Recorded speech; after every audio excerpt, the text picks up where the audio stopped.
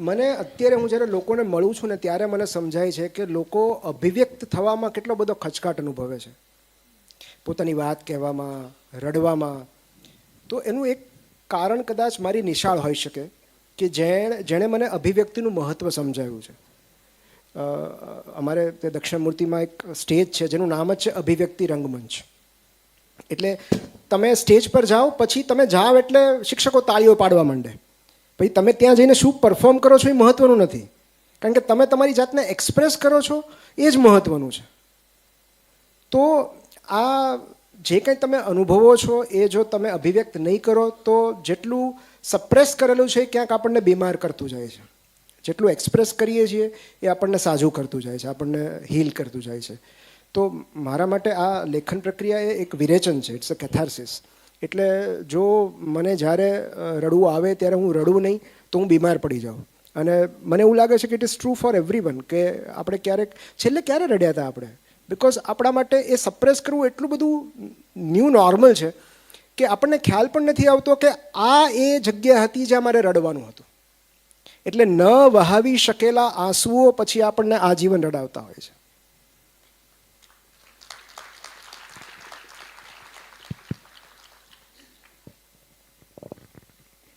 બીજા કોઈ questions? Yes, અહીંયા માઇક પહોંચાડજો ને પ્લીઝ. અચ્છા, એક ત્યાં ક્વેશ્ચન લઈ લે, પછી તમારી પાસે આવીએ છીએ મેમ, પ્લીઝ. જય Shri Krishna.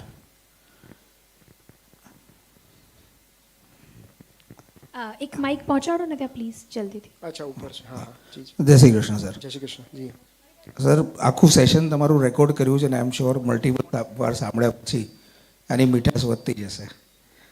Thank you. Thank you so much. Sir, એક પ્રેક્ટિકલ ક્વેશ્ચન પૂછવો છે. ફોર્ચ્યુનેટલી આવું કંઈ ક્લોઝ રિલેશનશિપમાં ગુમાવ્યું નથી ભગવાનની કૃપાથી, એટલે એ પ્રોબ્લેમ નથી. પણ એવું થાય છે જે ક્લોઝ ફેમિલી છે, વિચ ઇન્ક્લુડ્સ જે ટીમ અમે બનાવી રહ્યા છે કોર્પોરેટમાં, એમાં લોકો છોડીને જાય, જેની સાથે તમે કંઈક સપનું બિલ્ડ કરતા હોય, કંઈક નવું ટેકનોલોજી બિલ્ડ કરતા હોય, એ લોકો છોડીને જાય ત્યારે બી આવો જ આઘાત લાગતો હોય છે. એને કેવી રીતના હેન્ડલ કરવું જોઈએ, અથવા એ લોકોને કેવી રીતના રોકી બી શકાય કે ના રોકવા જોઈએ? મેં હમણાં જ બેક સ્ટેજ કહ્યું, આઈ થિંક કેજલબેન જોડે વાત થતી કે કંટ્રોલ ધ કંટ્રોલેબલ્સ. કોઈનું ચાલી જવું એ આપણા હાથમાં નથી. જેવી રીતે આપણા જીવનમાં કોઈનો પ્રવેશ આપણા હાથમાં નથી, એમ આપણા જીવનમાંથી કોઈની વિદાય પણ ક્યારેક આપણા હાથમાં નથી હોતી. આપણે એમને મનાવી શકીએ, આપણે એમની સાથે વાત કરી શકીએ, પણ કેટલું રોકાવું, કયા સ્ટેશને ઉતરી જવું એ યાત્રીના હાથમાં, સહયાત્રીના હાથમાં નથી હોતું. આપણે તો આપણું મુકામ આવે ત્યારે આપણે ઉતરી જવાનું હોય, પણ એ વિઝનમાં તમે આગળ ચાલતા હો તો પછી વિઝનનું મહત્ત્વ હોય, તમારી સાથે કોણ છે એનું મહત્ત્વ નથી. કારણ કે મેં હમણાં જ નિમિષભાઈને કહ્યું કે એમણે એટલે આ સુંદર આ વર્તુળની રચના કરી છે. બહુ બધા, મને તો પછી ખબર પડી કે લજ્જા બી આમાં ઇન્વોલ્વ છે, પણ એટલા બધા, he has so many friends, અને એમનું સર્કલ એટલું સુંદર છે, એટલા સરસ લોકો એમની આસપાસ છે કે મને બહુ આનંદ થયો. પણ કદાચ આ જ વિઝન આગળ વધે, નિમિત્વમાં આગળ વધે, અને કદાચ આમાંથી અમુક લોકો કોઈ કારણસર છૂટા પડતા જાય, કોઈ નવા જોડાતા જાય, તો એ વિઝન તો એમનું એમ જ રહે છે. તો તમે જે કંઈ પ્રોજેક્ટ કરો છો એ પ્રોજેક્ટનું મહત્ત્વ છે. પછી કોણ કોણ તમારી સાથે જોડાય છે, કોણ છૂટા પડે છે, એ ક્યારેક આપણા હાથમાં નથી હોતું. હું કંઈક એડ કરું? જી. અમે પણ એ પ્રક્રિયામાંથી પાસ થયા છે. શરૂઆતમાંથી જે આખી મંજિલ સુધી પહોંચ્યા હોય કહેવાથી, પછી કોઈક બીજો રસ્તો લે છે, પણ એનાથી સંબંધો નથી બદલાતા. એ મિત્રતા એવી ને એવી જ રહે છે, સંબંધ એવો ને એવો રહે છે. જ્યાં સુધી ખાતે કામ કર્યું, બહુ સરસ કર્યું, પછી આગળ એ એમના રસ્તે આગળ વધે છે, આપણે બીજા રસ્તે આગળ વધીએ છીએ, તો એ સંબંધ તો એવો ને એવો જ રહે છે, એવું મારું માનવું છે. Thank you so much. Next વોલેન્ટિયરને રિક્વેસ્ટ કરીએ કે માઇક અહીંયા પહોંચાડે.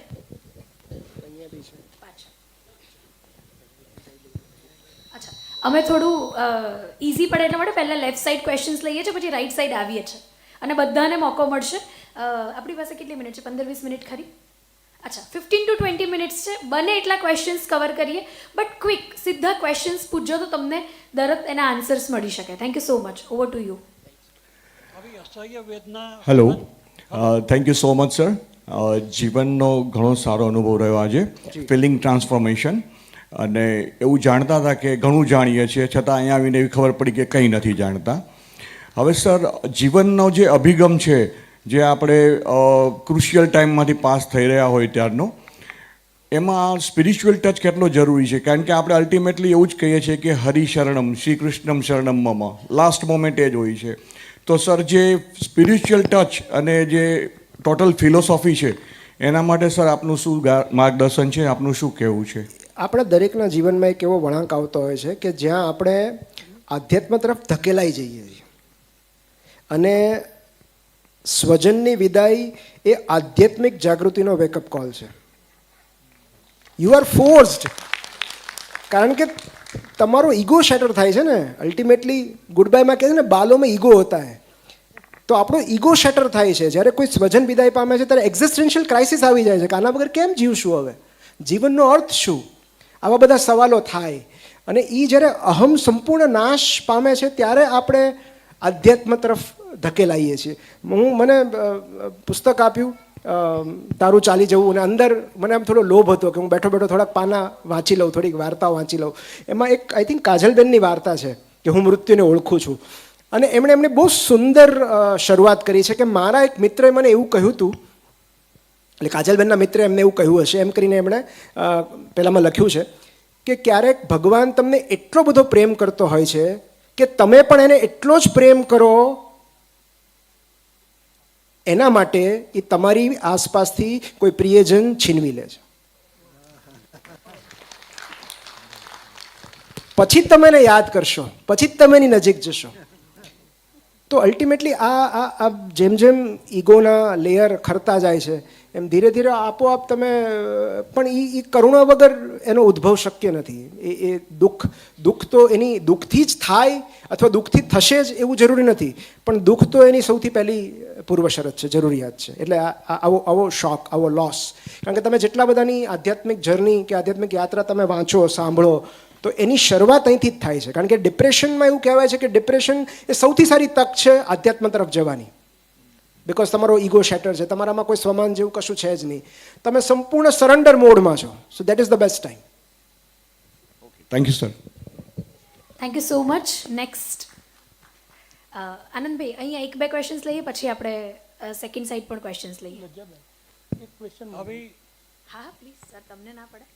જી, આવી અસહ્ય વેદના સહન કરવા માટે બાળકો સાથે વધારે સમય ગાળીએ તો કંઈ અસર થઈ શકે? બિલકુલ. એટલે જે આમણે જે વાત કરી કે એમની દીકરીએ કેટલો સરસ જવાબ આપ્યો કે આપણે તો છીએ ને એકબીજા માટે. અને છેવટે તમને એ રિયલાઇઝ થઈ જ જાય છે કે ચાલ્યા ગયેલા સ્વજનોના શોક કરતાં હાજર રહેલા સ્વજનોનો પ્રેમ અનેક ગણો તાકાતવર હોય છે. કે આપણને થાય કે કોના માટે જીવવાનું, તો આ જે લોકો છે એમના માટે. તમારે એમની સંભાળ રાખવાની છે, એમની જવાબદારી છે, દીકરી ઉછેરવાની છે. તો એ આ બધા પર્પસ છે જેને આપણે ઇકીગાઈ કહીએ, મિનિંગ કહીએ, આ સૂક્ષ્મ પર્પસ છે. તો એ બાળક હોઈ શકે, મમ્મી પપ્પાની સેવા કરવાની, એમનું વૃદ્ધત્વ કંઈ પણ હોઈ શકે, પણ એ જે બાકી બચેલા સ્વજનો છે એ આપણને જોડી રાખે છે. Thank you so much. Middle લાઇનમાં કોઈ ક્વેશ્ચન્સ છે? યસ, ફટાફટ માઇક પહોંચાડો.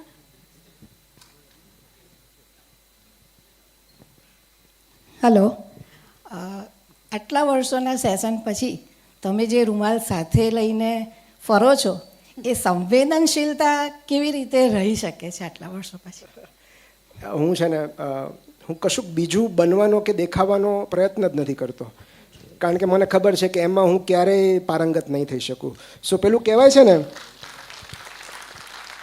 Nobody can beat you at being you.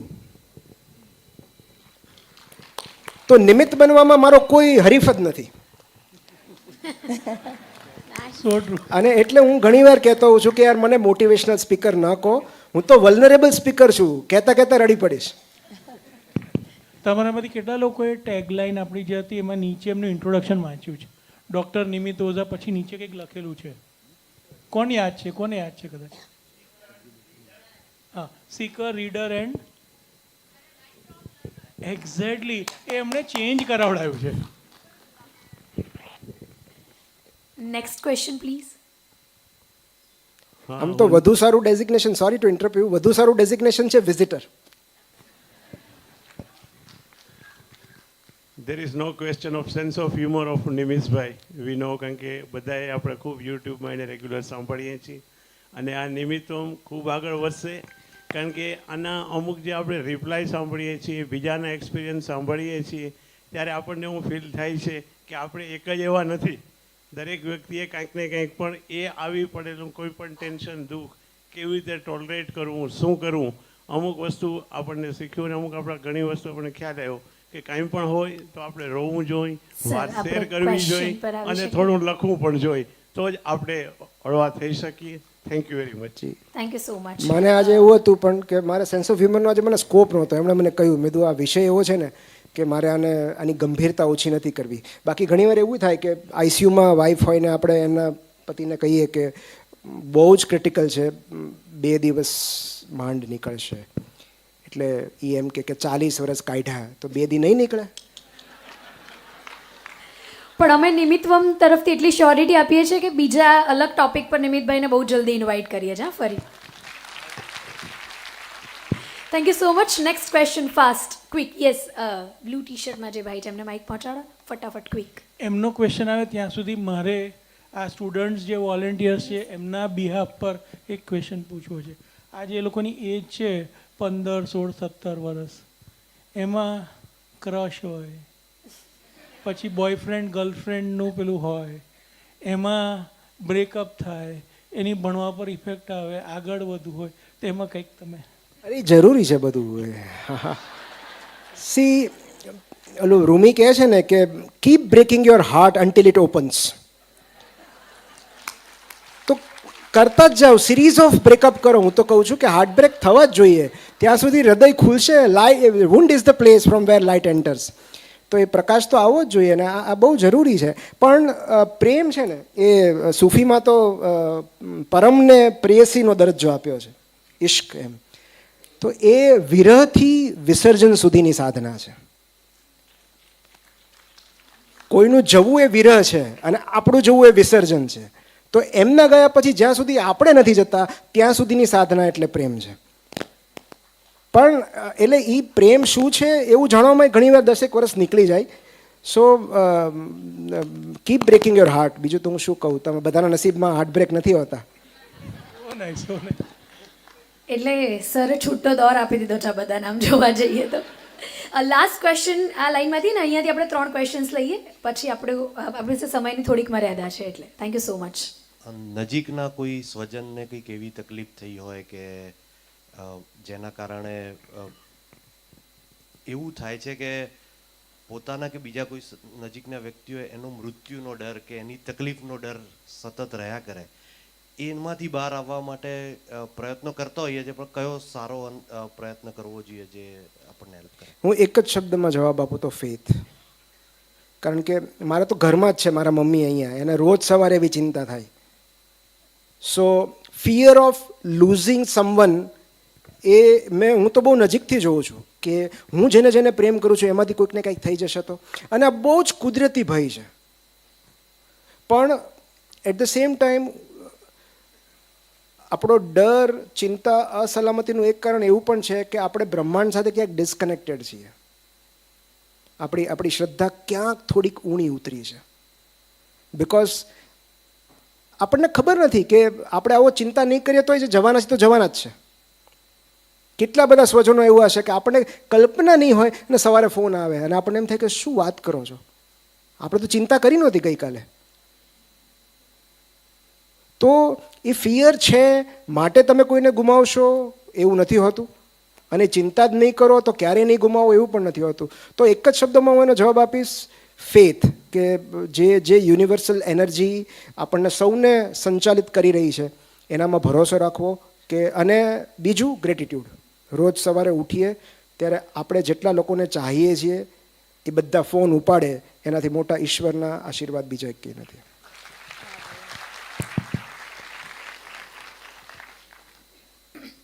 Sir, personal શારીરિક તકલીફ અથવા તો કોઈ પણ દુઃખ એમાંથી બાય ધ ટાઈમ સમય સૌથી મોટો એક હીલર છે, નીકળી જવાય છે. પણ છતાં પણ કોઈક વાર વાય મી નો ઝટકો આવી જાય છે, તો એમાંથી કઈ રીતે નીકળી શકાય? કે વાય મી આવે છે પર્સનલ એક્સપિરિયન્સ, પર્સનલ મારું પોતાનું તકલીફ છે, થોડા ટાઈમ પછી વાય મી ક્વેશ્ચન માર્ક આવી જતો હોય છે. એટલે એમાં એવું છે, તમે જેટલા આ છે ને કોઈકે બેકસ્ટેજ બહુ સરસ વાત કરી હતી કે વ્યાપક બનો. તમે જેટલા વધારે લોકોને મળશો ને, સંધ્યાબેને જ કહ્યું હતું કે વ્યાપક બનો. આ આપણને વાયમી એટલે પ્રશ્ન થાય છે કારણ કે આપણે માત્ર આપણા પૂરતું વિચારીએ છીએ. જેમ જેમ આપણે દુઃખી લોકોને મળતા જઈએ છીએ ને આપણને એમ થાય છે કે આપણું દુઃખ તો કાંઈ નથી. ફિલ્મ ડબલ એક્સેલમાં એક બહુ સુંદર ડાયલોગ છે कि जब तक दूसरों के दुख से मुलाकात नहीं होती अपना दुख ही हमको अल्टीमेट लगता है.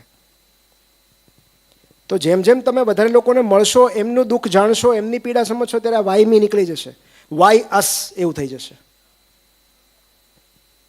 કારણ કે grief is universal. Thank you so much. એક ક્વેશ્ચન મારે પણ પૂછવું છે નમિતભાઈ. જી મેહરબાની, જી જી પ્લીઝ પ્લીઝ. યસ સર, પહોંચાડીએ છીએ માઇક. નિમિષભાઈ, જેવું નિમેશભાઈએ કહ્યું અમારા બાળકો માટે, હા, તો એક મને એવું લાગે છે એક પ્રોફેસર એક પોએટ છે બહુ જ સેલિબ્રેટેડ, હરીન્દ્ર દવે. એમની એક ખૂબ સુંદર કવિતા છે ને, કદાચ મારે ખ્યાલ પ્રમાણે તમારી પણ ખૂબ પ્રિય કવિતા છે, તમે ક્યારેય પ્રેમમાં પડ્યા છો? હા, એ હરીન્દ્ર દવેને નથી, મુકેશ જોશીની છે. હા, સોરી, માય મિસ્ટેક. હા, પણ એક કહેશો તમે તો છોકરાઓને મજા આવશે. મને એક્ઝેક્ટ કહું તમને, મને બરાબર એક્ઝેક્ટ યાદ આવે વર્ડ એવું જરૂરી નથી. હું વચ્ચેથી શરૂઆત કરું. કોઈની આંખોમાં વીજના કડાકાથી તમે ખુદમાં વરસાદ થતો જોયો? કોઈના આભને મેઘધનુષ આપવા તમે પોતાના સૂરજને ખોયો? કોઈની જુદાઈમાં મંદિરની ભીત ઉપર માથું મૂકીને તમે રડ્યા છો? તમે ક્યારે પ્રેમમાં પડ્યા છો? એકાદી મુઠ્ઠીનું અજવાળું આપવા, આ લાઈન વધારે અગત્યની છે. એકાદી મુઠ્ઠીનું અજવાળું આપવા આખી જિંદગી બળ્યા છો? તમે ક્યારે પ્રેમમાં પડ્યા છો? તો આ બળીને અજવાળું આપવાની વાત છે. હવે વન્સ મોર માટે ઇરશાદ કહેવું પડે બધા પણ એકવાર સાથે.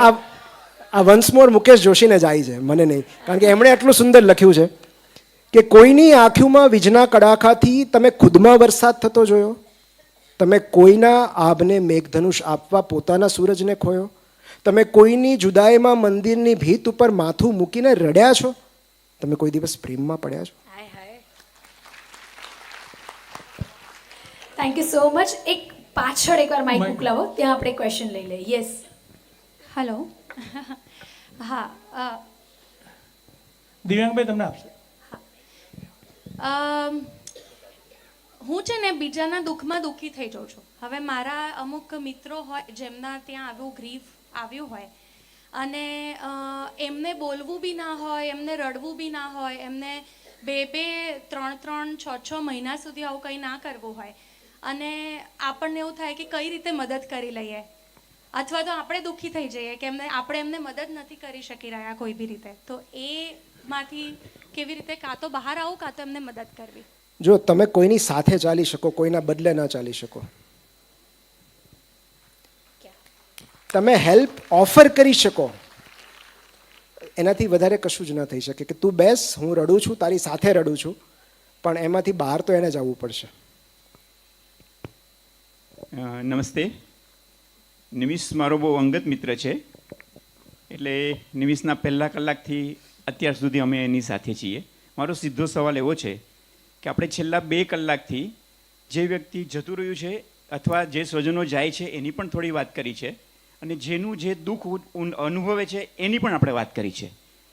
પણ જે કપલ, હું કપલની જ વાત કરું છું, અત્યારે હયાત છે, એ કપલ એકબીજાનું મૂલ્ય સમજે એ બાબત તમારું શું કહેવું છે? બહુ જ સરસ, બહુ જ સરસ, બ્યુટીફુલ, બ્યુટીફુલ. એટલે આમાં પેલું કહેવાય છે ને કે બોધ છે ને એ અપાય નહીં, બોધ કરી ન શકાય, બોધ થાય. હયાત હોય તો સારું ને. તમે એને મિનરલ વોટર આપી શકો એટલે એટ ધ મોસ્ટ સારામાં સારું, પણ પાણી પીવું તો એને જ પડશે ને. એટલે પણ સામાન્ય રીતે આ મૂલ્ય જે છે ને એ ધીરે ધીરે તમને ઉંમર શીખવી દેતી હોય છે. કારણ કે તમને ખબર છે કે હવે પેલો એમ્પ્ટી નેસ્ટ સિન્ડ્રોમ જે કહેવાય ને, કે હવે બાળકો મોટા થઈ ગયા, બાળકો સ્વતંત્ર થઈ ગયા, અમુક વિદેશ ઉડી ગયા, અમુક બીજા દેશમાં નીકળી ગયા, અને તમે 2 એકલા રહી ગયા આખા ઘરમાં. ત્યારે જો મૂલ્ય ન થાય ને તો નહીં થાય. Doctor, good afternoon. મારો એક નાનકડો પ્રશ્ન છે. તમે મેડિકલ પ્રોફેશનમાં હોવા છતાંય આટલા સાહિત્યમાં એવા કયા પ્રસંગથી વર્તિત થયા?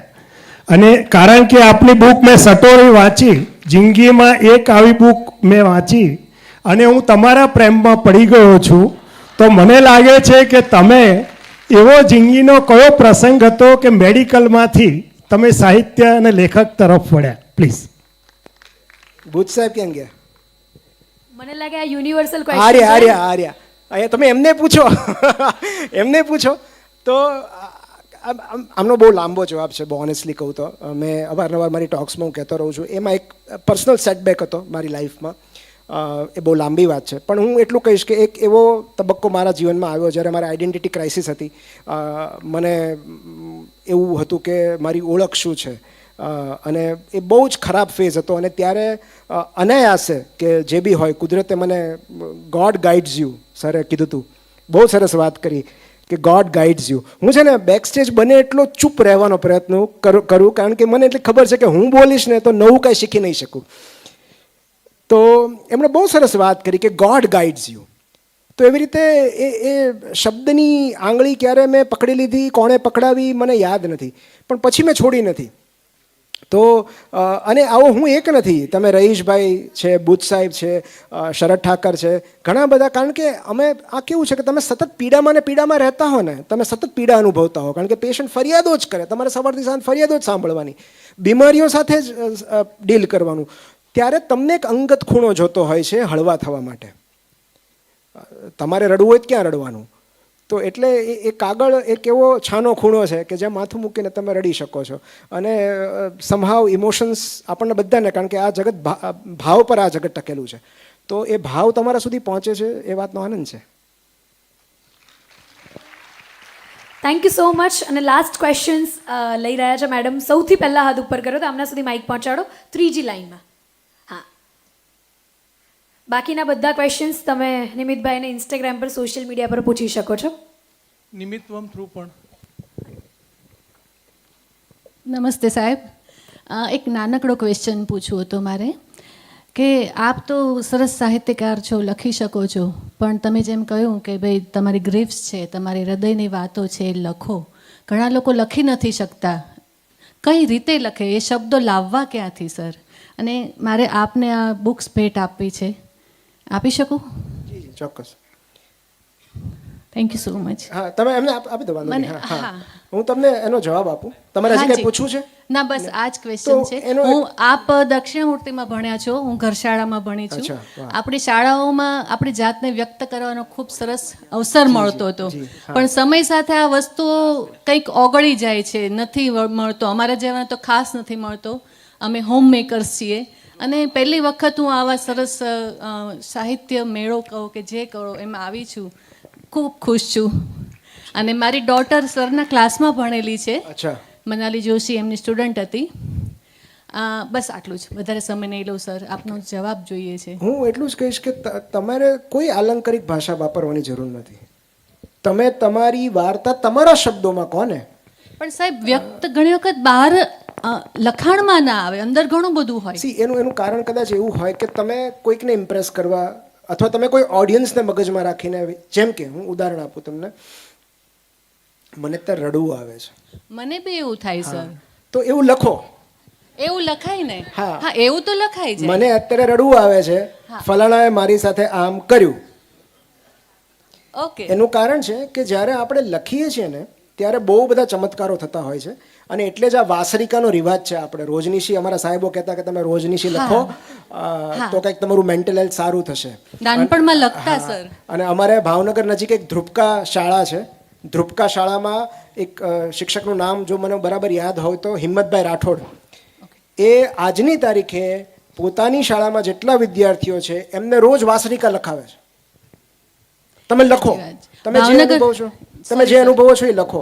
બીજું તમને કહું કે મેં જે સ્ટ્રેન્જર્સ પ્રોજેક્ટની વાત કરી, તમે ઇન્સ્ટાગ્રામ યુઝ કરતા હો તો Instagram per the strangers project search કરજો, એ પેજને ફોલો કરજો, અને એમાં જે લોકોએ પોતાની સ્ટોરી લખી છે એ તમે વાંચજો. તમને એવું લાગશે કે સાવ સાધારણ ભાષામાં, ક્યારેક તો ચેકીને કંઈક નવો શબ્દ લખ્યો હોય, જેનું ગ્રામેટિકલી ખોટું હોય તેમ છતાંય તમને સ્પર્શી જશે, કારણ કે એ ઓથેન્ટિક વાર્તા છે, એમના હૃદયમાંથી આવી છે.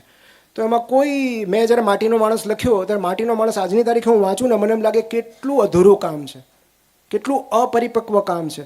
પણ ત્યારે ખબર નહીં કેમ લોકોને સ્પર્શી ગયું, કારણ કે મેં અંગ્રેજી શબ્દોય બદલ્યા નહોતા, યથા તથા જેમ હોય ઇંગ્લિશ તો ઇંગ્લિશ, જે ભાષામાં આવે છે આવવા દો. તો ક્યારેક, અને હું તો કોઈને વંચાવવાની જરૂર નથી હોતી, ક્યારેક એ તમે લખીને એ તમારા પર્સનલ રેકોર્ડ માટે રાખી શકો ઓર તમે ડિસ્પોઝ કરી શકો. અલ્ટિમેટલી એ બહાર આવવું જરૂરી છે, પછી એનું શું થાય છે મહત્વનું નથી. Thank you so much. Thank you so much. અને બહુ જ રિક્વેસ્ટ છે, એક લાસ્ટ ક્વેશ્ચન આપણે લઈ રહ્યા છે. આનંદભાઈ માઇક પહોંચાડી દો ને ત્યાં ફટાફટ.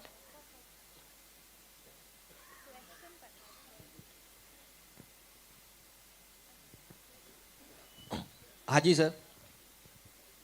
હા જી સર, થેન્ક્સ ગિવિંગ છે સર. અહીંયા મેં હાલોલ પાવાગઢથી આવેલા છીએ. એકચ્યુઅલીમાં સર, આ તમે જે કોઇન્સિડન્સની વાત કરી સર, ગઈકાલની જ વાત સર, થોડા દુવિધામ તો હતો જ. અને મારા સાથી મિત્રએ સૌ પ્રથમ ફર્સ્ટ ટાઈમ આપનો એક સોશિયલ મીડિયાનો વિડીયો શેર કર્યો મને. અને કોઈ ઇન્સિડન્સ એવું સર કે આજે તમારો વર્કશોપ હતો સર, અને અમે લોકો કશું વિચાર્યા વગર સવારના ત્યાંથી નીકળ્યા, અહીંયા આવ્યા, આપનું સર આ વર્કશોપ અટેન્ડ કર્યો. સિરિયસલીમાં સર બહુ જ પ્રેરણા મળી સર. અને ખાસ લાસ્ટમાં પૂછવું વધારે નથી સર, ખાલી આપને ક્યાંથી પ્રેરણા મળી એ જ જસ્ટ ખાલી જાણવું છે સર. જી, હું છે ને, હું બહુ પ્રામાણિકતાથી કહું ને તો હું પ્રેરણા માટે નથી લખતો, હું સારવાર માટે લખું છું. કારણ કે રાઇટિંગ મારા માટે થેરાપી છે. હું નહીં લખું તો હું બીમાર પડી જઈશ. કદાચ તમે નહીં વાંચશો તો પણ હું લખતો રહીશ, કારણ કે મારા સર્વાઈવલ માટે લખવું બહુ જરૂરી છે, લખવું ને વાંચવું. તો હું એવું કહીશ કે એક મારી દૈનિક જરૂરિયાત છે. કારણ કે મને જ્યારે પણ હું થોડોક એવું લાગે કે હું ડિસ્ટર્બ છું કે મને મજા નથી આવતી, તો હું ઘણીવાર મારી દીકરીને મજાકમાં કહું છું કે જ્યારે તું લોકોથી નિરાશ થઈશ ને, કારણ કે લોકો નિરાશ કરશે જ, જ્યારે તું લોકોથી નિરાશ થઈશ ને ત્યારે તને પુસ્તકો જ ઉગારશે. તો મને ખબર છે કે મને પુસ્તકો ઉગારે છે, એટલે મને એટલી ખબર પડી ગઈ છે કે લખેલા અને વાંચેલા પુસ્તકોને કારણે હું ટકી રહ્યો છું. તો મારા ટકી રહેવા માટે આ પ્રવૃત્તિ બહુ જરૂરી છે મારા માટે.